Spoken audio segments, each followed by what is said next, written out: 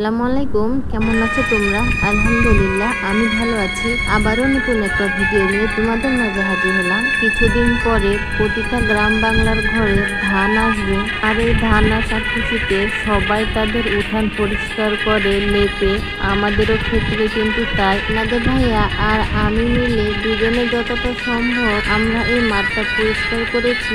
এখন অবশিষ্ট যে আবর্জনাগুলো বের হয়েছে সেগুলা অন্য একটা নির্দিষ্ট জায়গায় ফেলে দিতে হবে।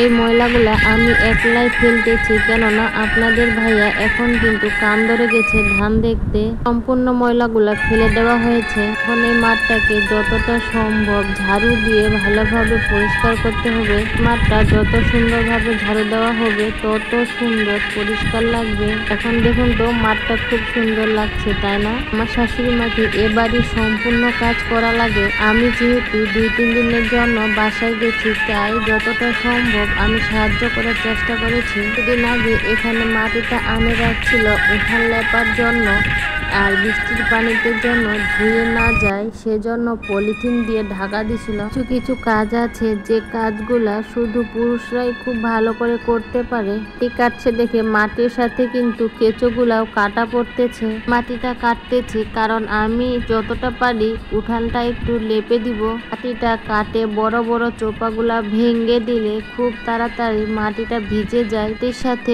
গমের ভুসি আর গোবর মিশিয়ে দেওয়া হচ্ছে, কেননা যদি লেপা হয় তাহলে যেন তাড়াতাড়ি লেপাটা নষ্ট না হয়ে যায়। এর আগে একটা পুরুষ বা একটা মেয়ের জীবন যেমন থাকে, বিয়ের পরে কিন্তু তার সম্পূর্ণটাই আলাদা। সময় আর পরিস্থিতি বুঝিয়ে দেয় যে তোমার কাঁধে এখন অনেক দায়িত্ব আর কর্তব্য। বাসায় সরিষার তেল শেষ হয়ে গেছে, তাই আপনাদের ভাইয়া মেশিনে ভাঙার জন্য সরিষা নিয়ে যাবে, কিন্তু দেখি সরিষাগুলা একটু ড্যাম হয়ে গেছে, তাই এগুলা রোদে দিয়ে একটু শুকিয়ে নিব।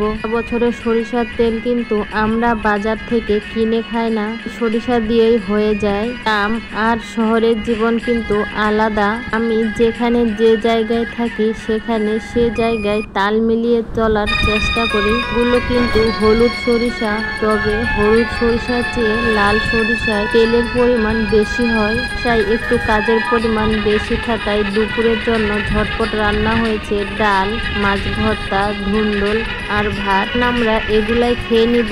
গুঁড়া করার জন্য হলুদের সুটগুলা শুকাইতে দেওয়া হয়েছে। গুলা শুকিয়ে মুচমুচ হইলে গুঁড়াটা অনেক মিহি হয়। এর মাঝে আমার শাশুড়ি মা শরবত আনে দিয়েছে খাওয়ার জন্য। আমাদের ভাইয়া আমার কাজে সাহায্য করছে, মাটিটা বালতিতে তুলে দিচ্ছে, আর আমি এগুলা উঠানে নিয়ে যাই রাখতেছি। এখন যতটা পরিমাণ উঠান লেপবো ঠিক ততটা আমি পানি দিয়ে ভিজিয়ে নিব, তাহলে লেপতে কোনো কষ্ট হবে না। সময় আর প্রস্তুতি দেখে বাড়ির বউদের সব কাজই করা লাগে। আমি অত সুন্দর করে লেপতে পারি না, তবে যেটুকু পারি সেটুকু দিয়ে চলে যায়। সারাদিন আমার ব্যস্ততার মধ্যে গেছে, কেননা কালকে আবার আমরা রাজশাহীতে চলে আসবো। জীবন মানেই যুদ্ধ, যুদ্ধ মানেই জীবন, এভাবে বেঁচে থাকতে হয় প্রতিটা দিন আমাদের। উঠানটা লেপার পরে খুব সুন্দর লাগছে, তাই না? রোদের মধ্যে চিকচিক করছে। আমরা যতদিন থেকে বাইরে আছি ঠিক ততদিন থেকে আমরা চাল বাসা থেকে নিয়ে যাই। যারা বাড়ির চাল খাই অভ্যস্ত, তারা যদি হঠাৎ করে বাজার থেকে চাল কিনে ভাত খায় তবে একটু কেমন লাগে, তাই না? এটি ভালো লাগলে অবশ্যই একটা লাইক দিবেন, কিন্তু সাবস্ক্রাইব করে পাশে থাকা নোটিফিকেশন বেল আইকনটি চেপে দিবেন। ভালো থাকবেন, আল্লাহ হাফেজ।